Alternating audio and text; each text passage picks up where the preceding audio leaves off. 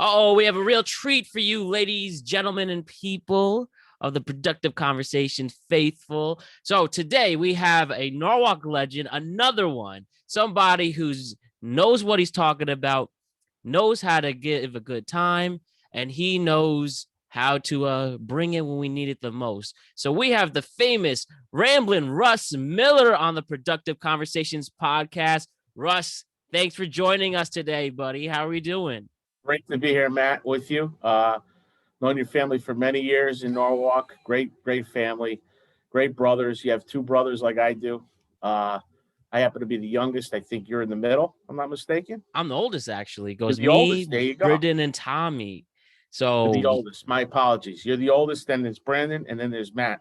There's Tommy, yep, TB10, who's now TB17 at Wagner. It's exactly. great to be here. We missed watching your brother play last fall. Yes, we For did. Norwalk High. And but here we are, and I'm sure he's going to do great in college. And so it's great to be here with you. For sure. We're very proud of what he's been doing. Worked their way up with the developmental team now. And we're making a push, impressing his coaches. And, it's been fun going out and standing on the past couple of weeks to check him out. And we went out to the first varsity home opener against Central, which was a very competitive game, but a wide right when they could have won it. Sealed the deal, and they lost 21-19, but hopefully they could bounce back. And it's really interesting to see now that he's part of that community out in the FCS, and who knows what the future brings. So we're just happy that he's running. He loves the school, and I'm excited for the future ahead. So, well, we wish him well, obviously. For sure. So one of the things we could start with you, Russ, and as you mentioned, Norwalk High School, that's our big connection. I'm class of 2013. I enjoyed my time 09 to 13, cheering on those Bears and such. Now there's a whole generation with your children, and then you had your son a part of the state champion Norwalk High School baseball team this past spring. Why don't we just focus on that to start? How did it feel seeing your boy, if you can tell us what's his name, and what do you think of seeing that big moment? Every time you see the rafters, you'll see 2021 baseball champions, and you and your family were part of that. What's it Yeah, like for well, you? it was very special for Daniel. He had a tough regular season. He started the year out, played 5 games, did okay. I think they were 3-2. Mm-hmm. And then he had to sit down for a little while. Then he came back and started again when another player was sitting out. And then he came back out for the FCAC, a couple games there. And then finally he got in the game. And, his defense was spectacular from the beginning of the year till the end of the year. His offense came and went like every other kid does. But the team was most impressive about this group.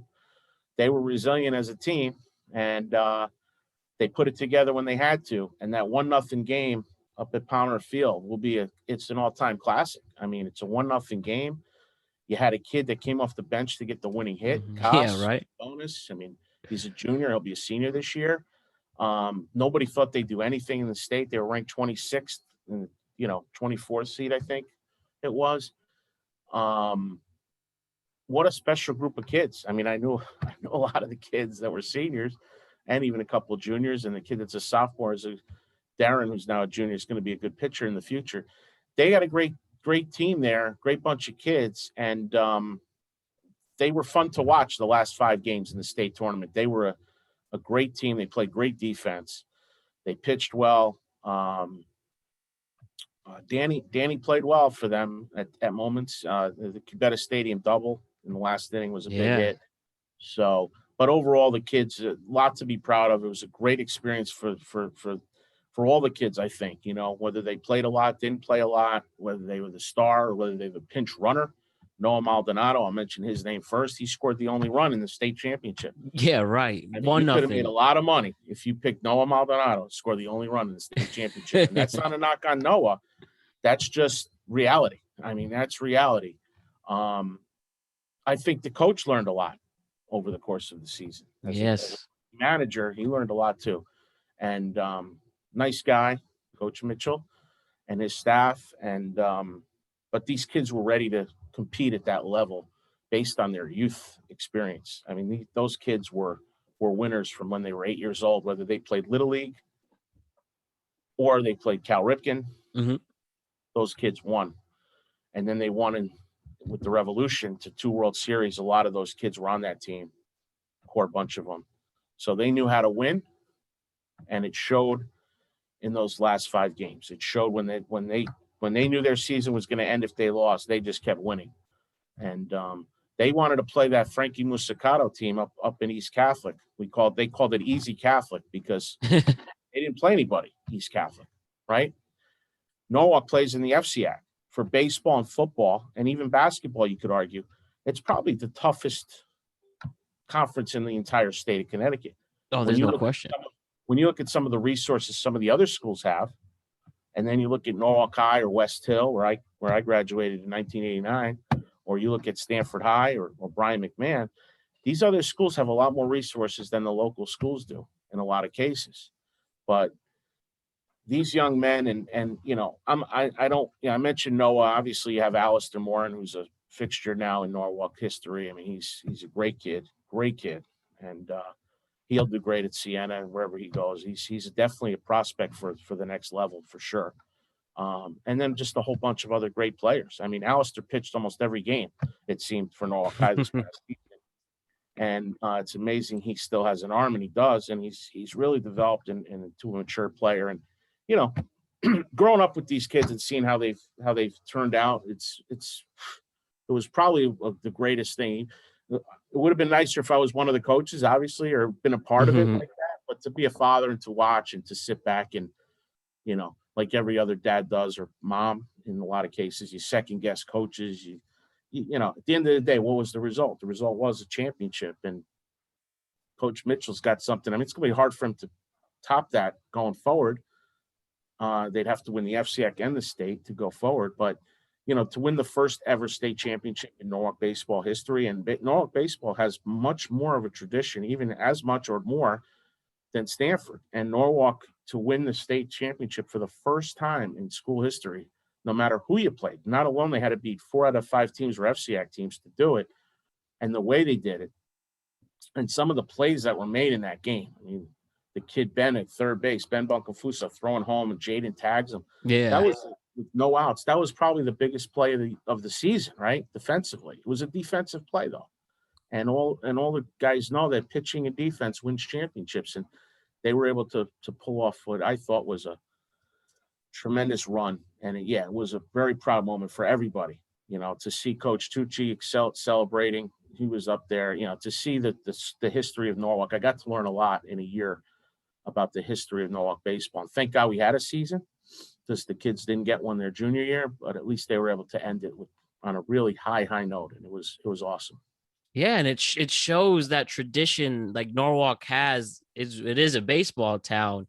I mean, not only because of this, all the fields spread out throughout the whole entire city, but that tradition. Obviously, some players made the show. You have Mo Vaughn, had a good career and winning an MVP, and it only shows that keeping the community together can lead to good things. And I wanted to ask, and if you can, branch off more that you mentioned compared to these more affluent communities like a New Canaan, a Darien, a Greenwich, who has the resources, as you mentioned, to help train and develop their players at, bigger speed or higher level. And then you have a Norwalk that is a very diverse town with various backgrounds, and yet they come together and still knock down, these teams, defeating Greenwich and, as you mentioned, defeating Greenwich in the semifinals, defeating West Hill after that. So what do you think as a parent was the major key to have these players stay together? Because some, groups go their various ways, do other interests, or was it something that was just pure heart and soul? And sometimes that's all you need to beat those bigger teams in that David and Goliath story. I wonder if you could just branch off. What was the key to have this group of young men take it even against, these bigger programs?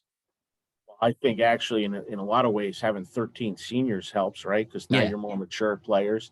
A lot of them didn't get to play as juniors on the baseball in the spring. They played together in the off season. A lot of them, they stayed with the local program in the off season, so that helps. Sometimes you get a cycle of good players all being in one school at the same time. That happens. Yep. McMahon was no slouch. Let's be honest. That was a great doubleheader at Cubetta Stadium to see McMahon play. I know they did lose, but if they caught the ball a little bit better, they might have been playing. We might have had an all Norwalk final, which would have been tremendous for Norwalk. Can you imagine? I was rooting for it. I don't consider. Maybe I'm too new to Norwalk. I mean, I've only lived here as an adult. I grew up in Stanford and West Hill, Stanford, Trinity Catholic, Stanford Catholic back then. The rivalries were friendly rivalries, and I think Norwalk McMahon. And I'm not involved with the football program, but I can tell you this: it's more of a friendly rivalry. I was rooting for McMahon to win. I really was, and I thought they were going to win. They just made a few errors, but at the end of the day, keeping the kids together, they're not going off to St. Joe's. And now that Stanford Catholic's closed or Trinity Catholic's closed, that should help keep some of the kids from going there. Let's just say, it's a situation where I think this group of players we were used to playing together, but they came together very nicely at the end, and that's everybody's going to remember that. But you sometimes you enjoy it even more when you're not coasting through the whole season and you're right. Your ups and downs and you're as a player, as a team, as a program. But Norwalk had success in baseball. They just didn't get over the hump to win a state title for many years. They were there. They've had some great players through the years. Pete Tucci Jr., Pete Tucci, Kevin Morton at McMahon, in Norwalk in general. When you look at McMahon, Mo Vaughn played at McMahon, if I'm not mistaken. Yes. So you have players, you have the Daniellos played high school baseball, college baseball at UCONN. I mean, you have a history of kids going out of Norwalk and doing well at the next level. It would be nice if we had one youth program, maybe everybody merged to Little League. Right. That's what I'd like to see. Obviously, the Ripken people would like to see Ripken. I think there's benefits to both programs. We need more kids playing baseball. To answer your question, we need more kids playing baseball. And I think places like the Carver Center, some of the other foundations that are involved in Norwalk where some kids can't afford to play, we need to get those kids to play and sponsor them and have scholarships for those kids and let them play for free. And Little League, for example, has a program that allows kids to play for free. Little League International has a program that enables kids to play. So money should never be an object for some of the kids to play baseball. And that's how we can maybe keep up with other towns. But when it comes to baseball, Norwalk is clearly the top in Fairfield County for baseball. And we want to keep it that way. And I think both high schools have good coaches. I think there's some good youth coaches, but I think they have some really good high school coaches. And I think it's going to help. Absolutely. There was always, growing up in Norwalk, there's always that urban legend, or not urban legend, but there was always that thing that, for lack of a better word, there was that thing that said if Norwalk and McMahon were one high school, we would be one of the best in the whole state, maybe the Northeast, because you have that talent coming together. But it is what it is, and you still have your pride because of it. But, just having that influence and driving kids the right way, that this is worth taking into, we really need to do that. And especially even the sports itself, Major League Baseball needs to do what they can to help market their players more, to have that interest to come in and want to play baseball. And I do think coming out of the pandemic, baseball has been better at that, with Shohei Ohtani being a good influence, Yankees and Mets, at least over here, Yankees and Mets having competitive seasons, and we'll obviously get into that. But before we move on to other things, the Mets have a little bit of a handicap.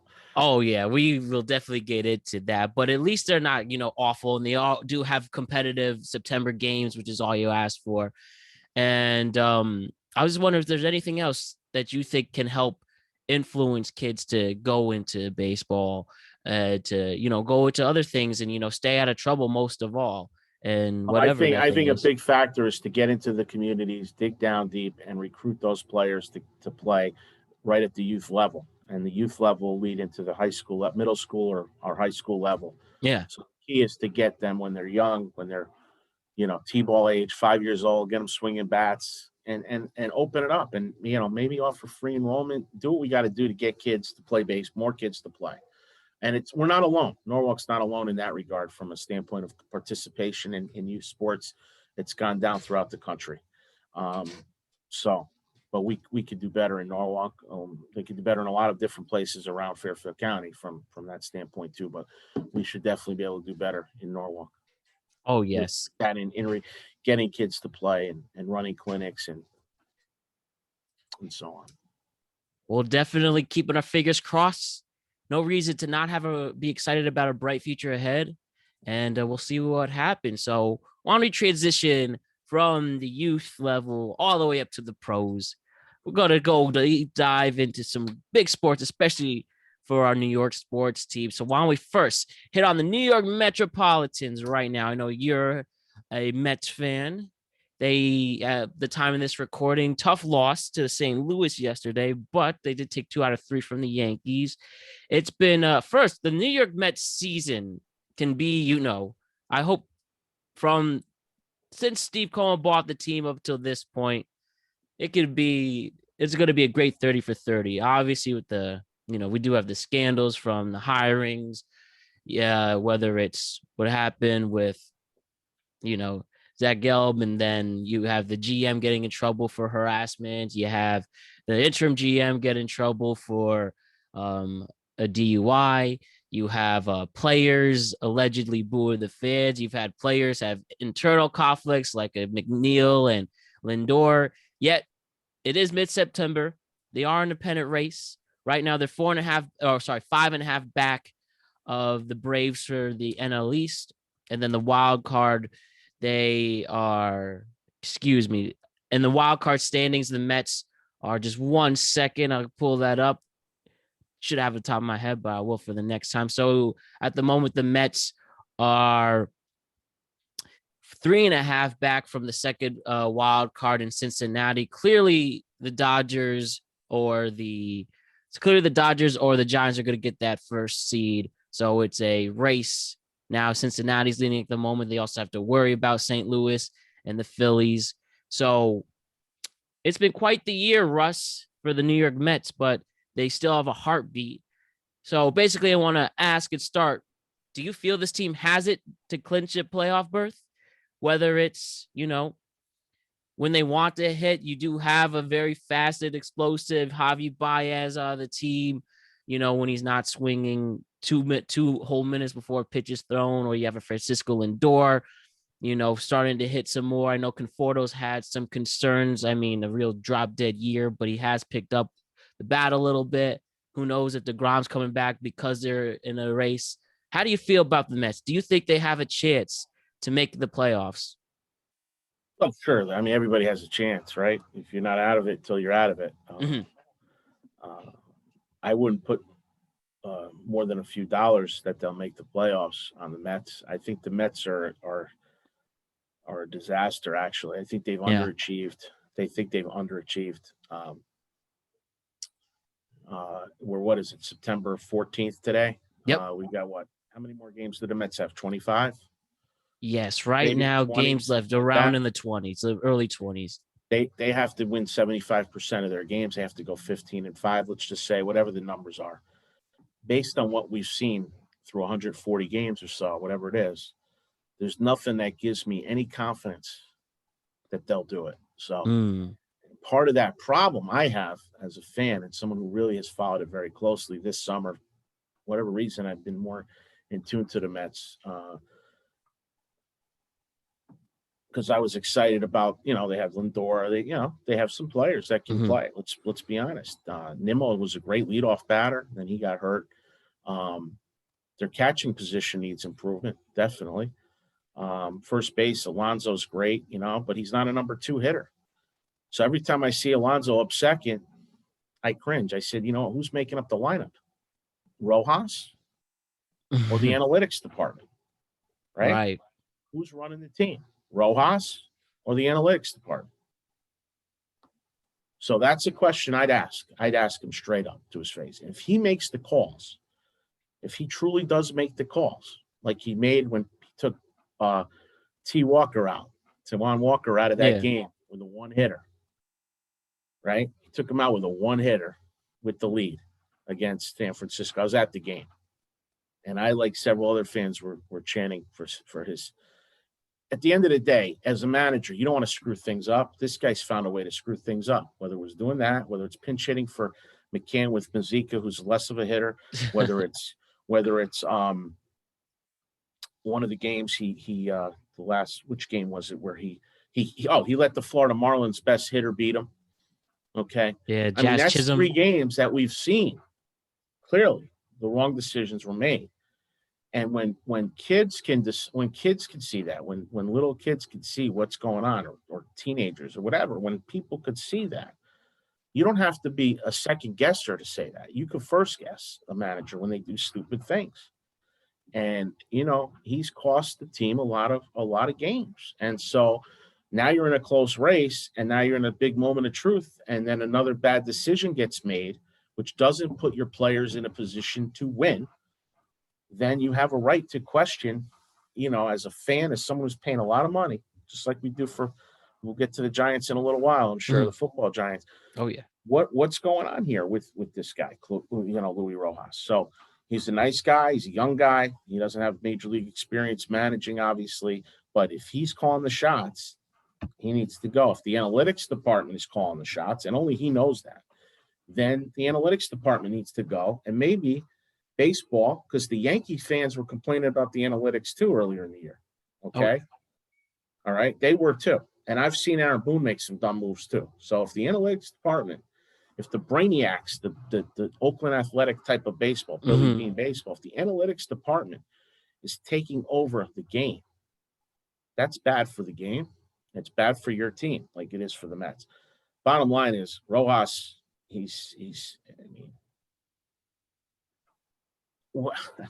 I don't know why your power hitter, your RBI power hitter would bat second is beyond me. It makes no sense with no speed. He's got no speed where he could put a Villar up to, or Nemo Villar, or Nemo Baez or Nemo Lindor. Like Lindor's been batting second now, with Alonso third or fourth. I mean, just lineups, and then to have so many different lineups every game. Kids, adults, professionals, it's the same thing.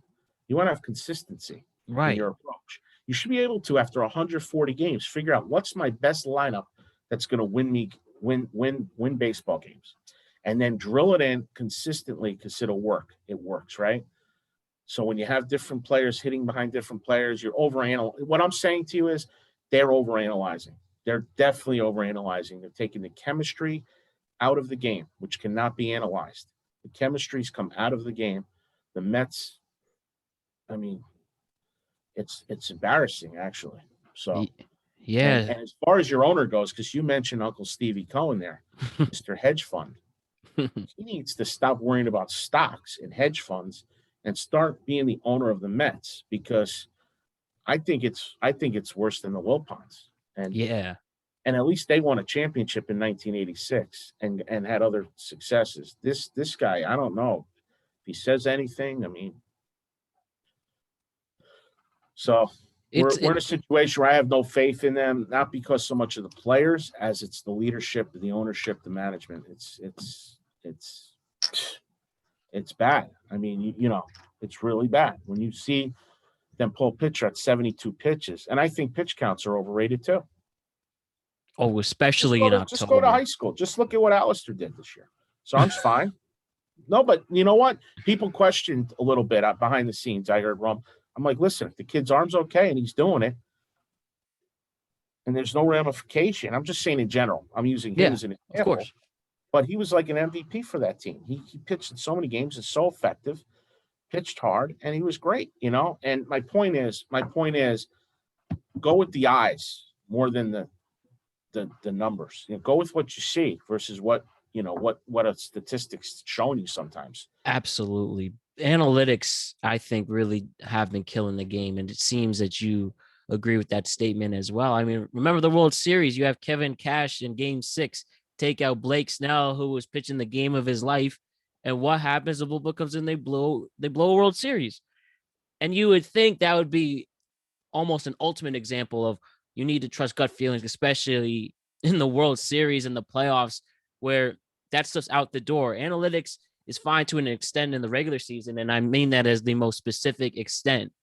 But especially when you need to win these games and you can't keep falling behind to the others, you need to have them go out. I mean, you saw the Brewers had a no-hitter, and Craig Counsell takes him out in the 8th inning. The guy closes it out, but come on, let him at least try for it, you know? He had two bases open. There were two bases open when he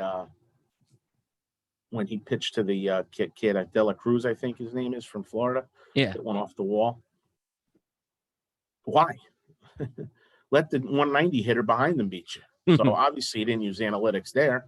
So he didn't use his brain there. I mean, I just, so there's been several games. So when you're in a pennant race or you're trying to get up into the playoffs or trying to win a wild card or whatever, and you are close but lose, but if you had done things differently in, let's say, 10 games over the course of a year, you change 10 wins to 10 losses to 10 wins, you're in. So that's why, as a Met fan, my first words were Tom Seaver. People don't believe me, but they were. My first words as a baby were Tom Seaver. That's awesome. Rest in peace. And sure. So it's bad. So it's Clueless Lewis is what I call him. Clueless Lewis. I'm surprised the New York papers haven't put that on there yet. So, but they should.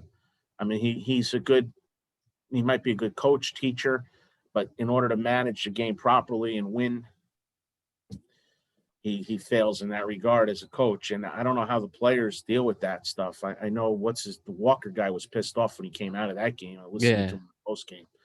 But so do you feel if the Mets don't make the World Series, if they don't make the playoffs, do you feel that Cohen's going to just clean house, get rid of Sandy, get rid of Luis Rojas, start from the ground up? Rumors of that he will try to persuade Theo Epstein to join, whether as a president of baseball operations or GM. There's rumors that Theo would actually want an ownership stake if he were going to leave baseball to do that and try to take his third starving franchise to a World Series. Do you think that's a necessary move, or do you think he should see what else is out there? Question. So the first step is, what will Stephen Cohen do, right? What will this guy do? We have no idea. So everything's speculation. Right. I don't think he's keeping the manager, the general manager, the director of operations, Sandy Alderson. I mean, I think he needs to clean house. But what I think and what you might think, Matt, and what the general public thinks are two different things. So he's a new owner. Maybe he's going to have more patience. Maybe he's going to have more patience. I don't think it's the right thing, but you know what? I'm like a fan, like everybody else. Let's see what happens. But I mean, it'd be nice to see a change. I think the key spot on the team is the manager, really. I think the players they could get some more pitching, but they got some injured pitchers, right? The biggest change that I want to see is in lineup, game management. That's what we need better. And, who knows? Maybe Ryan will apply. Hey, why not at this point? Do you feel I say that not even jokingly at this point. I could think of so many baseball people that I know. If Bobby Valentine doesn't become mayor of Stanford in 2 months, he'd be perfect for this team. If he could take Benny Agbayani and two other guys, I forgot who the other outfielders were, to the World Series, he has like a much better team. He has a much better team. He would salivate at running the Mets at 71, and he had more energy at 71 than this guy does at 35. So so at the end of the day, that's just the one example. I mean, we need a new manager, period. And if they don't, then there's just no hope. So. Hey, Cubs bring back 76-year-old Tony La Russa, and they clinched their first division since they won the World Series. White Sox, yeah, in 2005. So maybe it is. They have a Buck Showalter available. Would you like to give him a chance? The answer is yes, of course. I mean, him, Dusty Baker, yeah, Buck Showalter, Joe Torre, Bobby Valentine. Hey, man, Jim, stranger things have happened. I'll keep going if you want me to. Pete Tucci, Jim Purcell.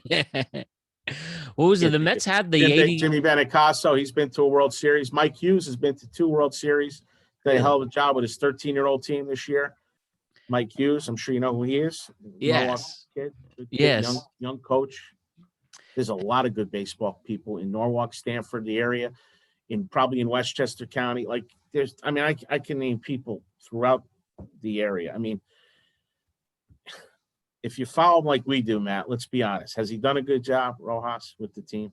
No, I mean, it seems whether even if it's obviously the fall to force, it seems that the clubhouse isn't together. We've had, issues of them internally having problems with each other, questionable pitching changes, as you said, and all of that. The job oddly fell in his lap, and he really didn't take advantage of it after, hiring Beltran. Then they have to let him go after the Astro scandal came out. And, well, it doesn't seem to have really taken advantage of his opportunity. And he's also pretty boring to listen to. Not that there's anything with that, but there's not even any personality to even inspire this team. So, it all depends on these final 3 weeks. And if they remember too, what was at the hype at the middle of the season, they were in first place by as much as 6-7 games at one point, and they collapsed. That's a bad problem to have. So it doesn't seem like the Luis Rojas experiment is working. They'll have one final chance. They're in the 7th inning of this, and we'll see if they will go big or go home. So some other things. Sure. We hit on the NBA for a bit. New York Knicks, Russ, making the playoffs for the first time since 2012, 2013. Tom Thibodeau brings life back into the New York Knicks fan base that is hungry. Haven't won an NBA final since 73. The Vietnam War was just ending. That was the last time the Knicks have won with Clyde and all years. that. Holy shit. Yeah, right. So long time coming, even just begging for competitive basketball. You see the resurgence of RJ Barrett, Julius Randle, Derrick Rose showing life. And just this team just so great. This veteran team doing so well on the defensive side of the ball, especially. Now, tough, very tough, losing in 5 games to the Hawks, though it was nice to feel some breath of fresh air in the playoffs again. Now you come in, Kemba Walker's on the team now.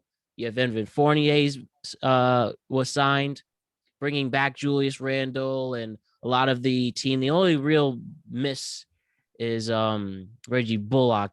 He's went to Orlando, I believe.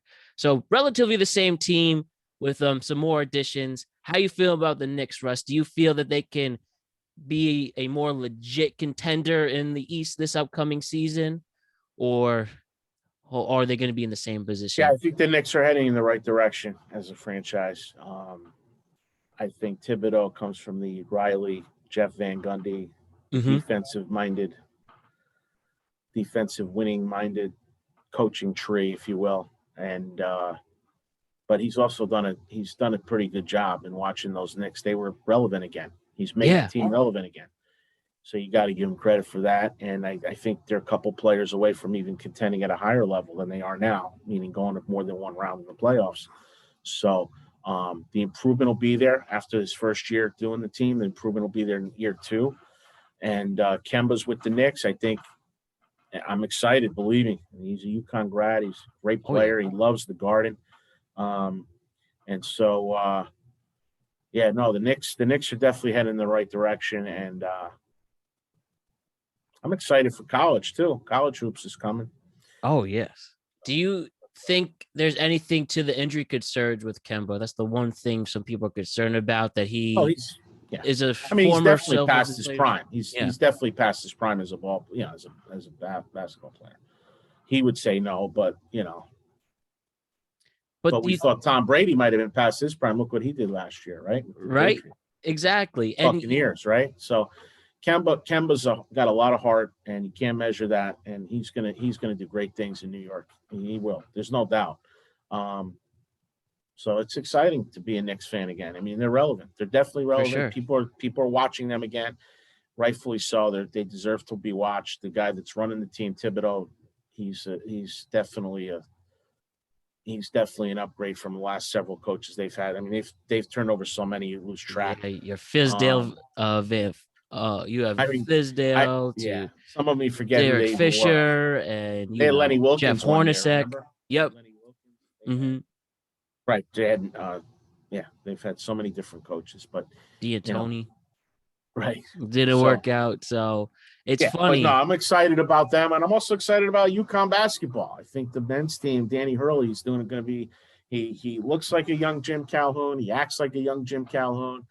And he's starting to recruit like a young Jim Calhoun. Calhoun, for all of his championships, and he won 3 and had a lot to do with the 4th. Mm-hmm. He was a great recruiter. He was a better recruiter than he was people thought than a game coach. I think Hurley is kind of going in the same wavelength, which is great as a fan of UConn and wanting to see them do well. I think they're heading in the right direction there too, and they should be back in the national picture and go past their first round loss, which was to, I think, Maryland last year. They should do a lot better this year. So yeah. Is there any other big prospects we should look forward to when it comes to the Huskies basketball team? Yeah, he's playing up in high school in Connecticut, the state of Connecticut. He recruited this 7-foot center from one of the schools. I think he's 6'10" or he's close to 7 feet, and he goes to a school up the line somewhere. And he's going to be going to UConn in 2020, the next year. Okay, he'll be a freshman, like a Travis Knight lookalike type of thing. Someone who's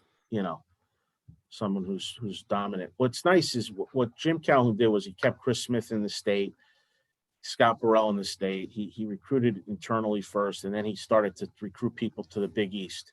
And that's something that's important to the program, that they're going back, that they're in the Big East again. And that's going to help. That's going to help long-term recruiting. And I think Danny Hurley's a great recruit. He comes from a great family. His father is a legendary coach, as you know, in Jersey. He retired, Bobby Hurley Sr. And Danny's a great coach. I mean, he's won wherever he's gone, and I think this same thing's going to happen at UConn, and we're going to be back in the national picture every year, which is nice. Now, one thing with the Supreme Court's landmark decision this past summer to allow college athletes to profit from their names and likeness, this obviously all still playing out, but people think this will encourage players to actually stay in college all 4 years because they don't have to go to pros to, get the opportunity to get the money that they can. Now, having said that, do you feel, especially not only UConn, but all of collegiate sports, do you feel that that's going to be accurate as well? Do you think we're going to now see more of these players become long-term college stars? And, whether they be a success on the next level is another thing, but at least at this standpoint, being a college star and profiting well off it. I mean, you're hearing players that Alabama quarterback's already a millionaire as a freshman. Do you think this is going to be the new trend in college sports from now on? Yeah, I haven't put that much thought into the question, to be honest with you, but short term and long, I think in the long term, what's happening now, some of it was happening anyway. Right. Wink, wink, nudge, nudge. Some of it was happening anyway. So that being said, to allow, for example, give you an example, a college kid from UConn, whether it's a man's player or a female basketball player or a baseball player or that player, this player, to be able to go sit in front of a local business for a half hour or an hour and pick up a couple $100 extra in spending money because the company's paying them, the local business is paying them in their hometown to sign autographs and meet some of the kids from the area. Students like to meet college kids that, you know what I mean? Or people, you know what I mean? They're signing autographs. They're famous locally in their hometown. And it doesn't have to only be in Connecticut, anywhere throughout the country. In the old days, you couldn't do that because you lose your status because you can't get paid for doing little things like that. Yeah. You know what I mean? But now kids will be able to, with their coach's approval, you would hope the coach knows what's going on too in these colleges and universities. But I think it's going to help. I think it's going to help everybody. It's going to help the student athletes who, by the way, in all due respect, I know, and your parents know this too, putting kids through college. It's not cheap. right? It's not. No. No school's really cheap, right? So if the kid is able to make money part-time, either signing autographs, making appearances, hosting a talk, whatever they decide to do, whatever job they get for whatever money, wearing someone's shoes, wearing a sneaker company's shoes for the season, whatever they're able to do. And I don't know what that's included or if that's separate in the universities involved. Like, I don't know the specifics of the rules. So part of my mistakes there. But at the end of the day, it's definitely going to help the student athletes. But my only thing is they are getting an education, and that could be valued in anywhere from $200,000 to $300,000 when they graduate. So it's not like a lot of the colleges weren't paying them. But now what happens is whether D2, D3, doesn't matter what division, you could make some extra pocket change for as a student athlete, and I see no problem with that. I don't. I mean, for years Ohio State's been over the salary cap, so you know what I mean. So it's in the bigger sports, it's more relevant. Football, especially, I think football and basketball, those two sports, college, football, basketball. For sure. Yeah, this is, like I said, this is very new. It's, just happened in the summer to allow this to happen, and we'll see how this all plays out. It'll be fun. So speaking of football, let's hit on the NFL. First, we'll focus on our Giants, and then we'll go around the league for some other crazy stories that have taken place. Week 2. All right. So by the time this is airing, it's going to be Thursday, which means the Giants are going to play the Redskins. All right, let's focus on the G, man, and coming into this game on Thursday. So Giants play the Broncos. I was there at MetLife. The vibe was awesome. We were feeling really good. Giants have a lot of expectations coming into this year. What's Daniel Jones going to do? How about all the reinforcements Gettleman has done, bringing them in, bringing all these people like a Galladay, a Rudolph, and you have Saquon is back, right? Yes, Saquon's back, but he didn't play like he's healthy. He didn't play. No. He didn't look like the old Saquon. He looked very timid out there. Then you wonder, at the end of the day, did they need a second pick on him, and did they need the 6th pick on Daniel Jones? Those are two of Gettleman's biggest moves he's made as a GM. Let's talk about draft for a minute. Oh, and yes. You know what? The result has been a failure. The result has been an absolute failure for Dave Gettleman in his career with the Giants. And where it is, no matter what happens at the end of this year, it's his last year as the general manager. Now, will that help? Yes. The key to me that I'm looking for Thursday night, as this airs Thursday. Yes. The key for me as a Giants is, do we look like a whole different team Thursday night? Oh, do we look like the Giants looked when they won 6 out of the last 11? Like, did they look like the second part of the year Giant team last year? If they come out and if they play well Thursday night against Washington, and by the way, they've won 5 straight against the Redskins, against the football team. They've won 5 straight. Daniel Jones is 2-0 the last 2. They won both games last year. They're 4-2 in the division under Joe Judge. We'll get to him in a minute. So now, if you could win that game and you get the momentum, now you're 1-1. You just won a division game, and then you go play Atlanta at home the next game. Now you could start to build, get some momentum team-wise, and I think the Giants can rebound. Did they look terrible the first game? No one's saying they didn't. That's the earliest I've ever left the stadium. It was after the third quarter.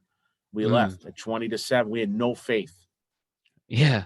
We had no faith in a comeback, unfortunately. That defense made Teddy Bridgewater look insane. No pressure given to him. He had so much time. I don't think the game was lost on the fumble by Jones. I think the game was lost at the end of the first half. When you go 3 and out, you just get a turnover, and you go 3 and out, you give them the ball back, and then on 4th and 3 at midfield, you can't stop them. They get 2, and then they get a touchdown. They don't even get a field goal. So you lose the lead going in, and then you extend the lead coming out. That to me is coaching. So Joe Judge, game 1, gets an F.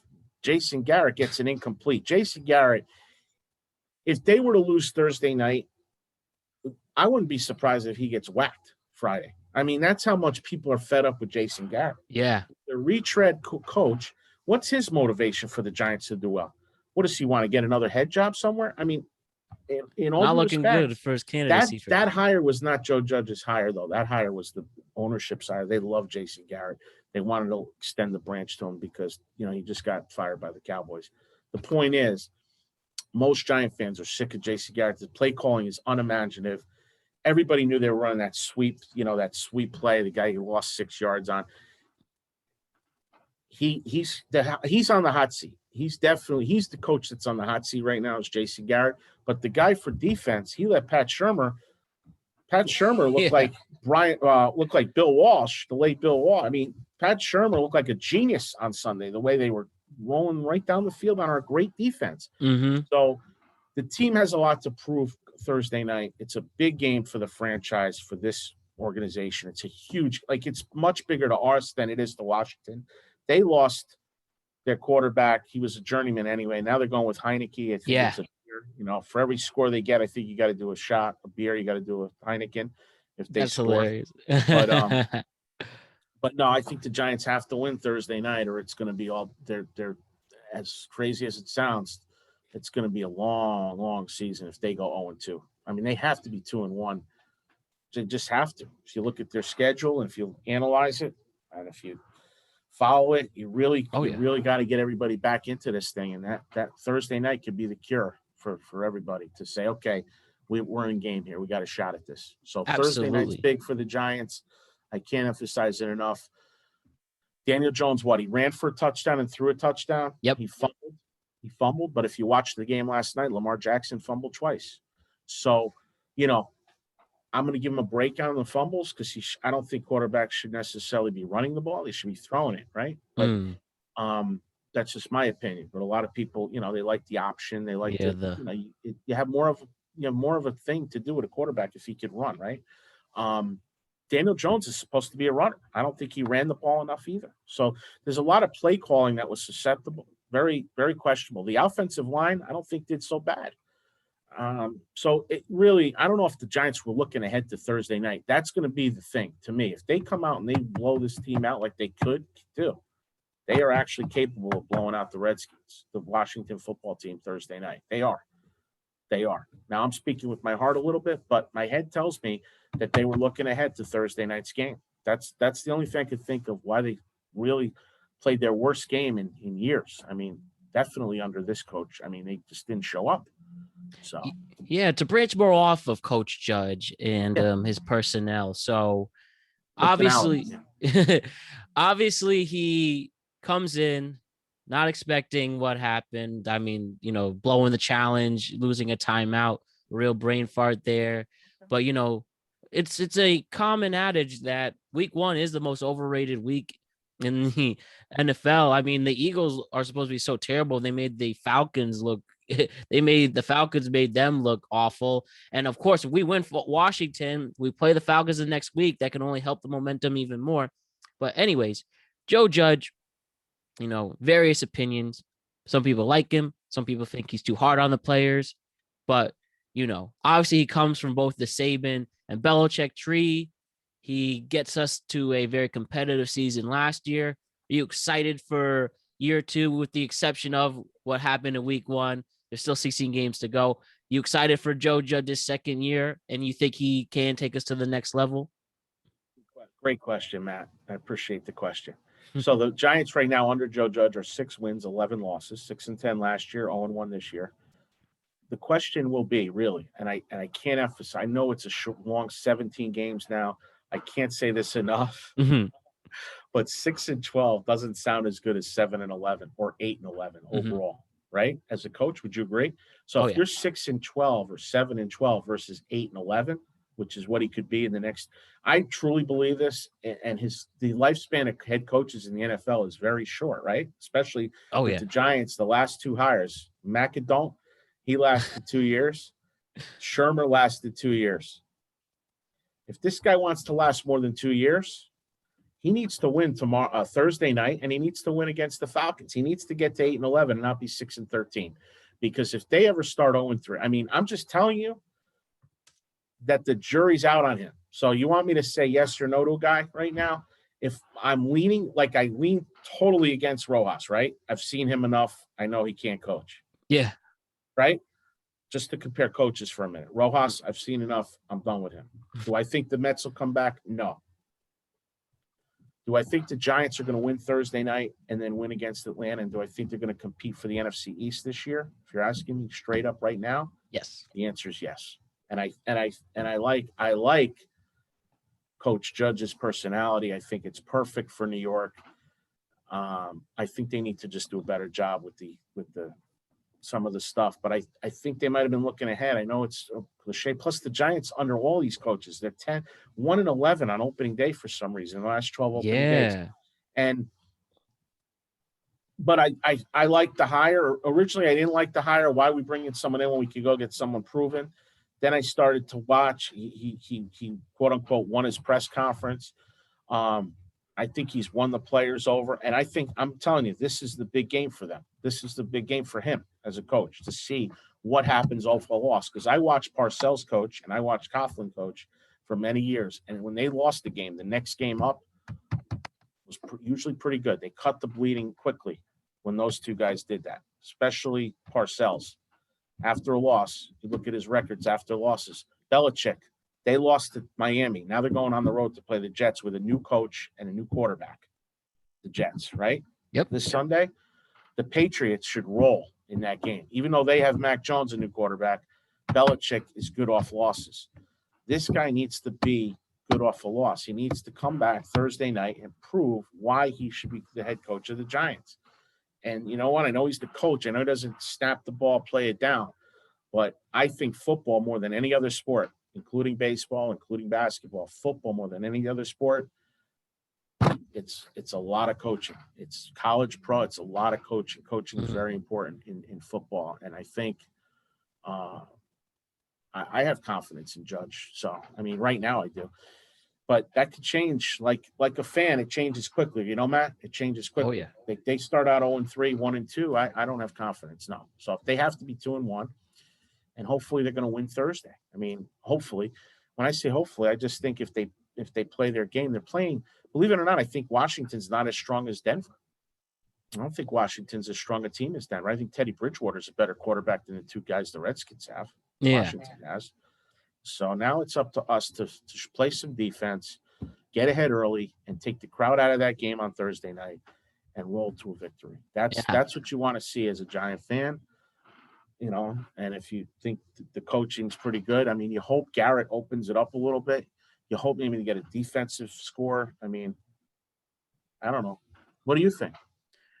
Well, I think that the Giants, it's a big test because the Washington team does have a very strong pass rush when you have a Chase Young out there. But yeah, the line itself didn't do too bad, as you mentioned, able to hold blocks. But, you know, when Saquon just looks so timid out there and, you know, the 33 yards show for it. But like you said, I don't see there's no reason why they cannot beat this Washington team. And, you know, I like what the holes they could provide and then what the other weapons coming into it. You know, Galladay looked good. Slayton looked good. Now, you know, we can see what happens when Evan Ingram comes back. And then Kyle Rudolph wasn't really facilitated in the Denver game, but that guy could get a lot of touchdowns. He barely drops the ball. Awesome in the red zone as well. And as long as Daniel Jones doesn't turn over the ball, we should complete this win and get in the right position. And that's the only concern I have is how good the pass rush will be against us. And, you know, that's another tough obstacle Saquon has. But I mean, if Saquon can, you know, turn around and bulldoze over like a Chase Young at the end and stuff, it's going to be very exciting to have some hope again and not have another 0-2 start, Russ. Yeah, it's a very important game. I mean, any way you cut it, I'm going to be glued to my television. You know, I celebrate my holiday of Yom Kippur, the Day of Atonement. While I'll be atoning for my sins all day, I'll be also praying for a Giant victory at night. Yes. So I'll be getting home and having my bagel and lox, and I'll be praying for a big Giant victory Thursday. So. Oh yeah, and did I don't know if did the spread come out yet officially? The Redskins opened 4-point favorites. It's down to 3. So the Washington -3, Giants +3. Yeah, so I happen to know that. Yeah. So again, pretty even matchup, but I think the Giants, even as underdogs, can take it. So fingers crossed. And I guess my last Giant related question before we hit on just a few other NFL things is, you hit on it before. We talked about it in this portion of the segment about Daniel Jones and his moment, as we see picking him at number 16 is not looking good so far. And if if there was one game, number picked him at number 6. I mean, there's a big difference, they thought he was a franchise QB. He's got a lot to prove. The coach has a lot to prove. The organization has a lot to prove. Now it's just go do it. I mean, enough talking. You're either going to do it or you're not. This is a make or break year for him as a quarterback, and you got to win. You got to win games. Your job's to win games. If they go 10-7 and he has an average season, guess what? He won games. He's going to get his job back next year. But if they don't make the playoffs and he's out, they're probably going to go in a different direction. Judge should hope that he still has a job because the shelf life isn't too long in this league. Yeah, and then clearly the next guy, the two guys on the hot seat, probably if the Giants do perform poorly, which could happen, right, would be the head, the general manager and the offensive coordinator. Those are the two guys, because it's just what the perception is the reality, and so let's hold on, man. Let's keep hope, right? Let's keep hope. I mean, if I think after the Falcon game, the Giants play the Saints and the Rams. I mean, yep. I mean, the schedule's not getting easy, so you got to win these games. I mean, you got to compete too. And the first game they didn't show up, and that's not a good thing on opening day. Your fans haven't been in the building for 2 years. Look at the Raiders last night. They played with heart throughout, right? They almost blew the game, right? It was amazing how they came back. That was an incredible ending, exciting ending. I mean, I like the Raiders at home on Monday Night Football. If you follow football like your dad and your family does, as you know, the Raiders on Monday night have always won. They've always been a good team throughout the years. First time with the fans in that stadium, Darren Waller proving that he's one of the best tight ends there. Don't you? Isn't that the one stadium in the NFL where you got to be vaccinated to get in? I believe so, yes. Hey, here's what I don't get, just real quick about vaccination. If you're vaccinated, right? If you and I are both vaccinated and we see each other, why do we need a mask? We see each other. Oh, that's the great mystery of this world right now. And the second thing is, if we go see someone who's unvaccinated, you and I are still safe. He's the one that's not safe. So at the end of the day, it's the unvaccinated people that need to worry, not the vaccinated people. So I'm trying to figure that one out. So, and by the way, another thing I'll say, it's really not my business whether you're vaccinated or not. And it's not my, I don't, it's nobody's business really. Yeah, it's this very aggravating time known as the COVID-19 pandemic, and all the double standards and all the contradictions. It's quite the ride, but we just have to do our part, get those vaccines, and then hopefully soon, very soon, the government and the CDC will say this is over, and then we can reflect on those lessons learned. But at least we have football to continue to distract us. And some of the other things I wanted to discuss regarding the NFL, just some of the things. Russ, I'm just going to go straight up. What do you think about the whole Aaron Rodgers debacle after quite the summer we had, from Jeopardy to that bombshell that he wants out in the draft, then all the back and forth reality TV shows. And then in the first game back, he has one of the worst games, probably the very worst game of his career. Gets benched. Jordan Love comes in. He scored a fantasy point, if you're into that. I think he only had 40 yards. I mean, what's going on with Rodgers? I need to hear your take on it, Russ. I think Rodgers has a leadership problem right now. Mm-hmm. That's what I think his biggest problem is as a quarterback. You can't, the team, the ownership, or the general manager, like the team is counting on Aaron Rodgers, and Aaron Rodgers wanted out of Green Bay, if I'm not mistaken, right? And so, yeah, in this particular case, I think they probably should have gotten rid of him and gone with Love right off the bat and said, bye-bye, have a good day. I mean, at some point,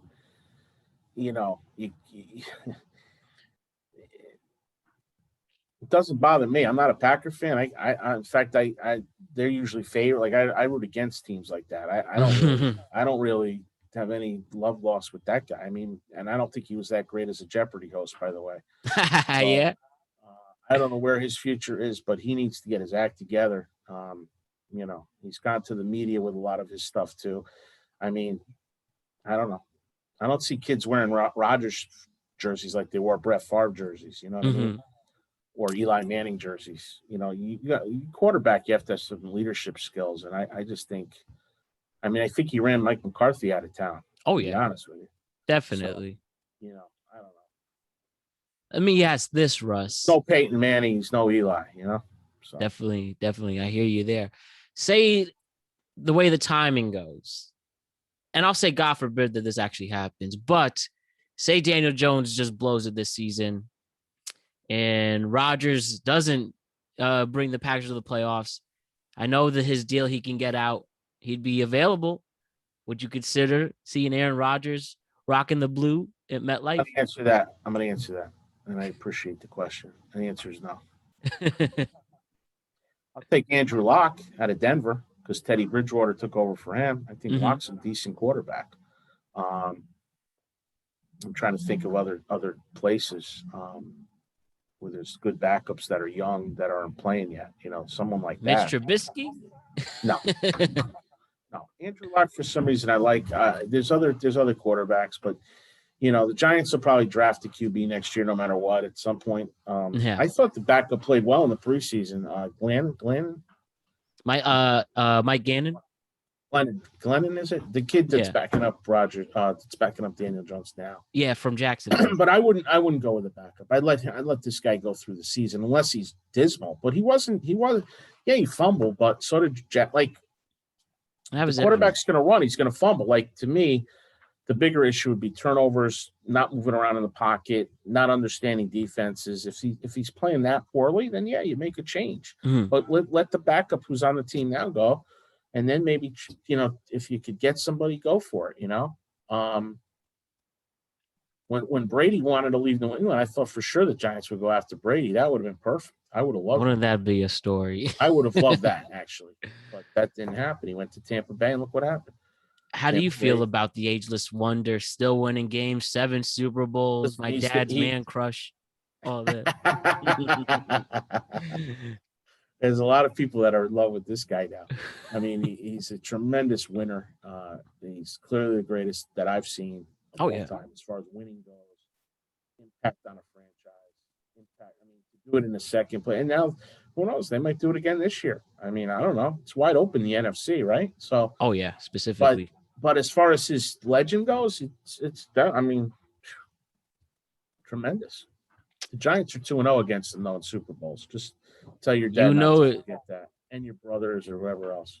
Oh, I tell him every Eli's 2-0 against Tom Brady. That's what's going to put Eli in the Hall of Fame, and that's what will put Tom Coughlin in the Hall of Fame someday. And we'll take that. How do you feel about the Jets, Zach? You think Zach Wilson's legit? They bad first half, but way better second half against the Panthers. I was thinking of Zach Wilson. If he played on like Little League Baseball, if he tried out for Little League Baseball, I'd have GLM next to his name. You know what that means, right, Matt? GLM. Tell. I know what it means. What is the audience? Good looking mom. That's what it has next to it. Oh man, she's a character. She's a real character, huh? Perfect for one of my teams. Mother. She'd be a good team mom. But listen, he's going to be good. I think the Jets are heading in the right direction. You can't expect much from a first-year coach, first-year quarterback. If you're a Jet fan, you hope they compete in the games, go, win 5 or 6 games, get a good draft pick next year, start to build. You think you have the right head coach. You got to decide that based on what happens this year. How do they bounce back? They lost to Carolina, right? Week 1. How do they bounce back against New England, their division rival? They could have been looking ahead, too. That'd probably be a close game, actually, the Jets and Patriots this week. But yeah, I mean, I think that was a good pick. And I think the Jets, with the head coach pick, everybody, that was one of the guys I thought the Giants were going to go after, the defensive coordinator for the Niners, Saleh. Yeah. So I think the Jets are heading in the right direction, believe it or not. Could you imagine if the Jets are responsible for the Patriots being 0-2? I don't think that's ever happened under Belichick. They never started 0-2, so probably not. Things are at least changing. not in the last since the Brady years, right? Yeah, right. You know, Do you think Mac Jones is the one that they let go of Cam Newton for? Would you did you support I that think move? that was a good move for them. Yeah, I Hmm. thought he played better than Newton did in the preseason, and I think Mac Jones is. I think he'll be good. I mean, I think he's. I think he'll be okay. You know, did you hear about Urban Meyer? Apparently, the dysfunction going on in Jacksonville. People think he's gonna be walking. Even Teddy Moran's, who's on my show, he thinks that he's out. There's already reports that he's considered resigning. Whether those are legit reports or not, it is out there. You think Urban Meyer, that experiment is gonna be an early failure? I didn't read about that or see it.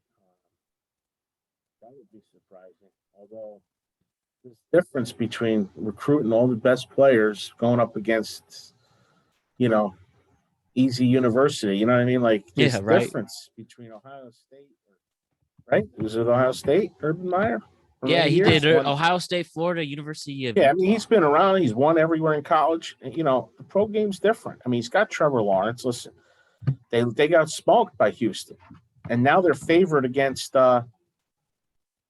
Or they're only a 3-point underdog against Denver. Hmm.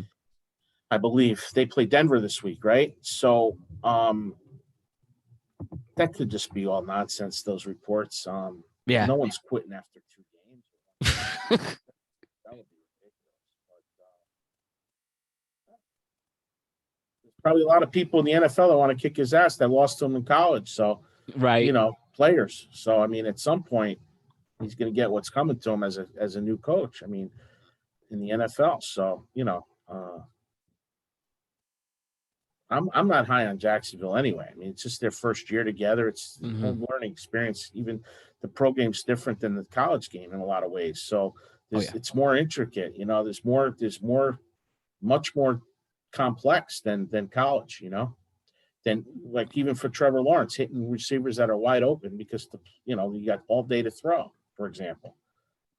So And my last question regarding football: how have you liked seeing the Chiefs and then Mahomes turning into a star? I mean, when you have arguably the best quarterback, the best receiver, and the best tight end, and a Hall of Fame coach, you're going to keep having that winning culture. Obviously, tough loss in the Super Bowl, but people always say, when you lost your two starting tackles, what if? But the past is the past. They can focus on the future now. Do you think the Chiefs will continue this insane winning culture, this dynasty, if you will, as long as they win a Super Bowl this year? You think the Chiefs are legit to come out of the AFC? I do. I do. Yeah, I mean, I don't see Cleveland's up and coming. They played them tough the first week, but Kansas Yeah. City, like my friend at one of my poker games says, they win but they never cover, which is true. If you look at them last year, they win but they don't cover. So Kansas City is a team, definitely. Obviously, they're the chalk, right? In the AFC, Yeah. they're favored to make it. Who's favored in the NFC right I think the Bucks are now? Bucks their against over under Chiefs. was Bucks. 12 and a half. So I'll be So rooting against that again because I don't like rooting for the like I like to see two new teams. So yeah, it'd be cool to see the Bills. People have I high was thinking the expectations same for thing, but them. then they laid an egg. I mean, they stunk against Pittsburgh. They were up 10-0 at the half. Yeah, that They was a should have been up shock. a lot more. Um, so I mean, at the end of the day, Buffalo, maybe Buffalo, maybe I'll give you a sleeper team out of the AFC if you want one. Yes, tell us. Denver could be a sleeper team. You feel the Denver Broncos? They do have a great defense. I mean, if they could play I how think they played against the Giants, why Bridgewater is not? a better quarterback than advertised. I Oh think. yeah, I mean, he made some plays the other day in person watching him play, throwing across his body, he's a good player, Teddy Bridgewater. yeah, and hopefully Jerry Judy can And I know come I'm back a too. little biased with that comment about Denver, and I think Shermer is not a good head coach, but he's a terrific coordinator. He's always been a good coordinator, even in Minnesota he was. Yeah. So, so Denver could be a sleeper team in the AFC, real good sleeper team for you. Remember I said that today, but Oh yeah. that changes. The NFL changes week to week. It's funny how So, it and works in the that way. NFC, I think you have Tampa Bay. You have, I think the Rams are going to be much better with Stafford. Oh man, it will look so good on Sunday They're night. playing against the lousy Bear team. You mentioned the Eagles before the Falcons. The Falcons are worse than the Eagles and Giants. And Oh yeah. if the Falcons were in the NFC East, they'd come in 5th place. Like the Falcons are a mess. They should move on from Matty Ice. They really should. Yeah. They should. But in the NFC, I when you look at the whole picture of teams and opportunities for a team to really step up, and I'm going to surprise you. I think it could be the team that wins the NFC East, believe it or not, if they win a lot of games. Man, the team that wins the NFC East might give the Buccaneers a problem. We would love to see that and see something. And I don't know which team it'll be. I know one team it won't be. It will not be Washington. It will not be Washington because I just don't think they're that strong. I think it could be a Dallas. It could look at Dallas what they did at the first game. They played them tough. Oh yeah. I think they shook some. I think Dallas opened some eyes up that the NFC East won't be as bad. The Eagles came out, but they played Atlanta, and now the Giants are a question mark. We'll see what happens. But there'll be some. Football's great, man. Every week's different. It's exciting. I'm in a pool where you try to pick 5 winners. First week I was 1-4. I'm not going to lie to you. I was 1-4. The only game I got right was the Rams. I had the Panthers right, but the line the guy had was higher than they won by 5. Oh, damn. They won by 5. They covered, but in that pool they were laying 6, I guess. So the Panthers was a good win. But I mean, if you want me to give your viewers a pick for this week, I'm going to go with my heart and my head. I'm going to take the Giants Thursday night. What is that final score going to be?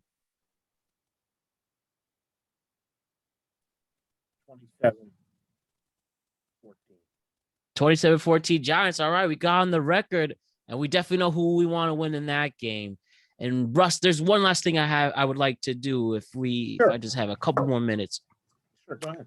I do this thing called the Props Questionnaire, which every first appearance of a guest, or I should say every debut of a guest, I ask the same 10, end it with the same 10 questions, short but deep questions.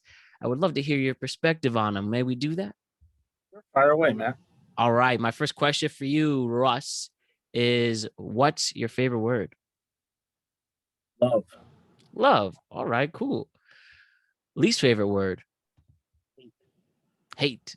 All right. This question is more of a life of fulfillment question, not necessarily a sexual question. Oh, boy. What turns you on in this world, Russ? Teamwork. Okay. What turns you off? Selfishness. Yes. What sound or noise do you love? Sound or noise? Mm-hmm. I like the blowing of a shofar. The blowing of a shofar. What's a shofar? The ram's horn. Oh, yeah. At the end of Yom Kippur, one of the congregants blows the shofar, signaling the end. That means you could go and eat. So I like the blowing of the shofar. You ask me that question 2 weeks from now, it might be something else, but that's what I like. Okay, I'll take that. That's a first. I like it. What sound or noise do you hate? Sound or noise I hate?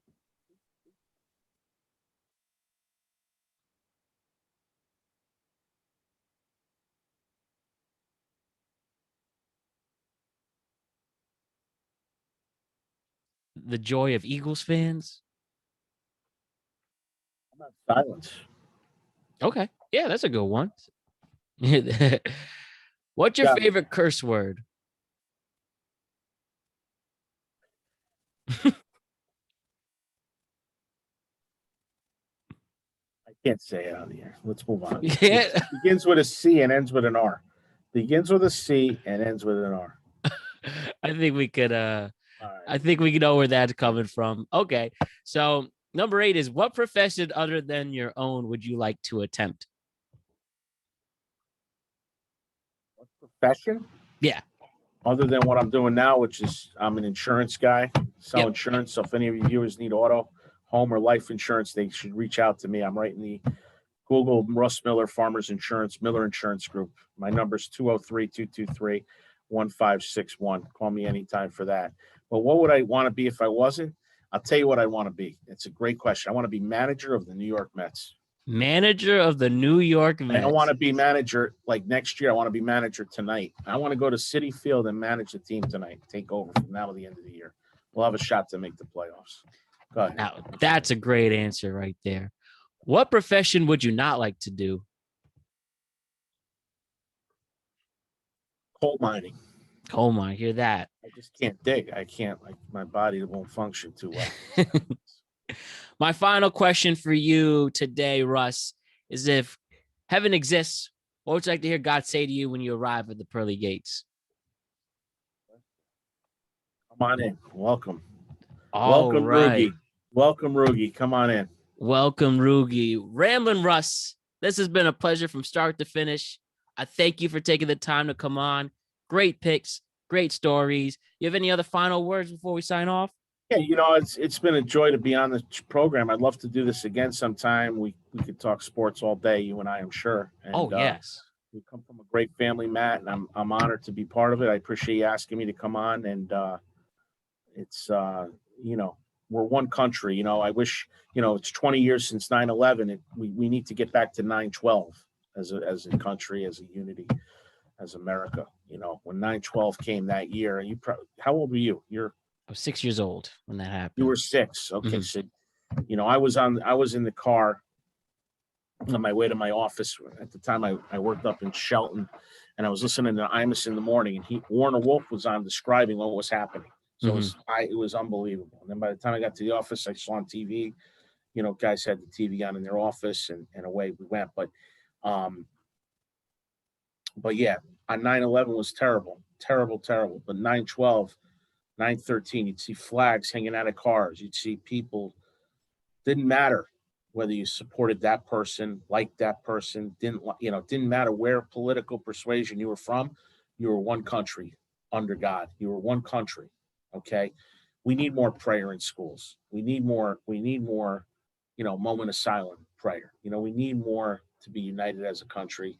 We need to stop spreading political beliefs on people. We need to let people be who they are, and we need to unite as one country. And that's something that I think is missing, unfortunately, right now. So definitely hear that, Russ. Profound words from a profound man. We never forget those heroes that day and in the future. And we never forget what brings us together, and make sure we live better than we were yesterday. And I have the faith that at the end of the day, we will overcome what's here to come, what's there to meet us in the future. And us as a country and as a world, we got a great future ahead, and there's no reason why we can't overcome that. So, Russ, I would love to have you on again. We definitely have to check in on how these picks are going throughout the football season. And we're really looking forward to Russ. Thank you so much for the time. You the man, and I'll see you very soon, man. Appreciate it. Please. Thank you. That's the great Russ Miller, everybody. Thank you, Russ. Have a good day. Thanks, man.